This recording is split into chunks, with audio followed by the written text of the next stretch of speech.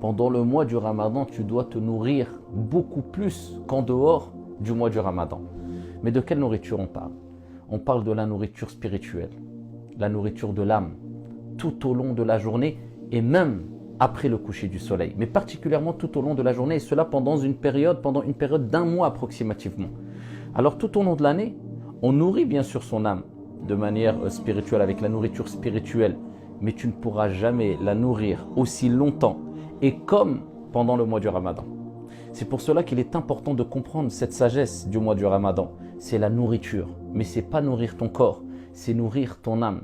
Et c'est le mois qui te permettra d'éduquer ton âme comme tu ne pourras pas l'éduquer en dehors du mois du Ramadan.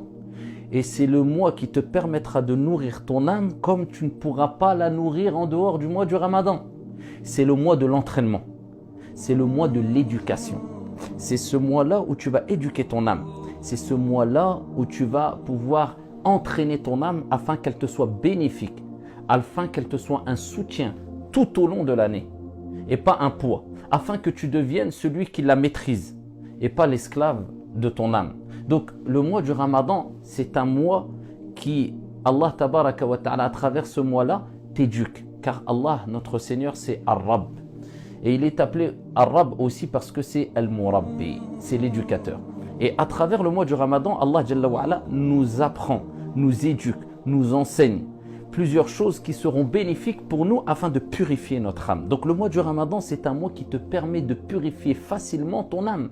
Et si tu ne purifies pas ton âme pendant le mois du Ramadan, tu auras énormément de mal à purifier ton âme en dehors du Ramadan. Tout en sachant que l'âme, c'est ce qu'il y a de plus important.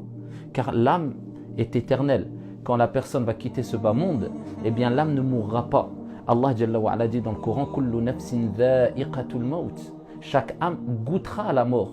Et il n'a pas dit chaque âme mourra, mais goûtera. Parce qu'elle va passer d'une étape à une autre étape. Elle va goûter à la mort, mais elle va continuer son cheminement dans l'au-delà. Et c'est cette âme-là qui te permettra de gagner le paradis éternellement, insha'Allah ta'ala. Qad aflaha man zakkaha. Allah Jalla wa Ala dit, et certes a réussi celui qui l'a purifié. Et c'est cette âme-là qui quelquefois te pousse à désobéir à Dieu, à faire du mal aux gens, à faire du mal autour de toi, à délaisser les prières, etc. C'est cette âme instigatrice au mal.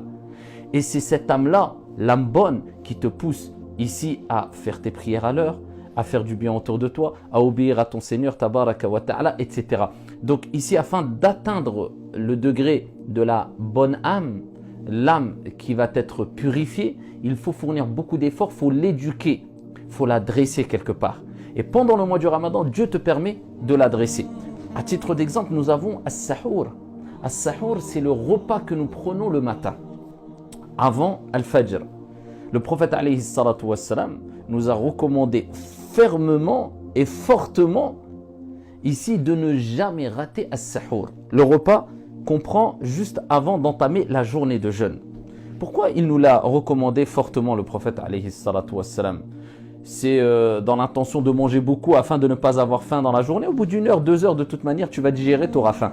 Ce n'est pas ça. Il te rappelle à travers As-Sahur qu'Allah tabaraka wa ta'ala veut éduquer notre âme, veut nous éduquer. C'est pour ça qu'il nous motive en nous disant et nous rappelant que le Sahur, le repas qu'on prend le matin, un repas à ne surtout pas manquer, eh bien c'est une bénédiction, c'est un repas spirituel avant d'être un repas du corps. C'est un repas de l'âme avant d'être un repas du corps. Voilà pourquoi le prophète alayhi salatu wassalam, dans Sahih al-Bukhari dit « Tasahharu fa inna fi s-sahuri baraka » Prenez le sahur, le repas du matin, avant le fajr, car dans ce repas-là, il y a une bénédiction. Donc on voit que c'est un repas spirituel avant d'être un repas de l'âme. Le prophète alayhi salatu wassalam nous dit « Inna Allah wa malaikatahu yusalluna ala al-mutasahhirin » kama fi s-sahih. Dieu et ses anges prient sur celles et ceux qui prennent le repas du matin. Et voilà pourquoi le prophète alayhi salam fi s-sahih nous dit « Tasahharu walau bil ma » Prenez le sahur ne serait-ce qu'avec un peu d'eau. Donc le but ce n'est pas de se nourrir de manière excessive avec beaucoup de nourriture, même si c'est avec un peu d'eau. Parce que la sagesse derrière le sahur, ce n'est pas de s'engouffrer ou manger beaucoup ou alors prendre un repas avec excès ou autre ou manger. C'est simplement que tu apprennes et tu éduques ton âme surtout à te lever, pas pour le Fajr, avant le Fajr, et prendre un peu de nourriture qui, dans cette nourriture, si minime soit-elle, il y aura al-baraka, la bénédiction, qui renforcera ton âme et ton corps. Parce qu'il y a une bénédiction dedans. Si minime soit la portion de nourriture ou d'eau que tu vas prendre. Donc Dieu veut, à travers le sahur, qu'on apprenne à notre âme à se réveiller pour la prière du matin, bien plus que cela, avant la prière du matin. Pourquoi pendant un mois? Si Dieu a fait qu'on jeûne un mois, qu'on éduque notre âme pendant un mois, c'est que cela est suffisant afin d'entraîner suffisamment son âme, afin que tu continues facilement les efforts après Ramadan, si tu as bien éduqué ton âme et si tu as bien compris cette sagesse du Ramadan. Donc celui qui va se lever pour le sahur pendant un mois approximativement, normalement, logiquement, s'il a bien compris ce que je viens de dire précédemment, il a bien compris que c'est une éducation de l'âme, que c'est une nourriture spirituelle, que c'est pour éduquer son âme et qu'il doit fournir et continuer à fournir des efforts en dehors du Ramadan. En dehors du Ramadan, ça sera beaucoup plus facile pour lui de se lever avant le Fajr. C'est pas pour le Fajr, c'est pas après le Fajr, avant le Fajr. Afin de ne pas rater la prière de le Fajr et afin, pourquoi pas, de ne faire que 2 rak'at de Qiyamul Layl qui te prendra quelques minutes avant le Fajr.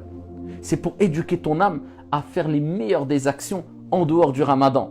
Celui qui a délaissé les désirs, qui a contrôlé ses pulsions pendant la journée du jeûne, pendant un mois, eh bien, il arrivera facilement, Inch'Allah Ta'ala, si il maintient le cap, eh bien, à retenir ses pulsions et à retenir ses désirs en dehors du Ramadan, après le mois de Ramadan. Celui qui a éduqué son âme à faire salat al-tarawih pendant approximativement un mois après salat al-isha, surtout cette année ou ces années-là quand c'est en période d'été, c'est très tard, il arrivera beaucoup plus facilement, Inch'Allah tabaraka wa ta'ala, en dehors du Ramadan qu'avant le Ramadan, en dehors du Ramadan, à continuer à faire ne serait-ce que 2 rak'at après salat al-isha et surtout faire salat al-isha à l'heure. Donc le mois du Ramadan, c'est un mois d'éducation. C'est un mois à travers lequel Dieu veut t'éduquer.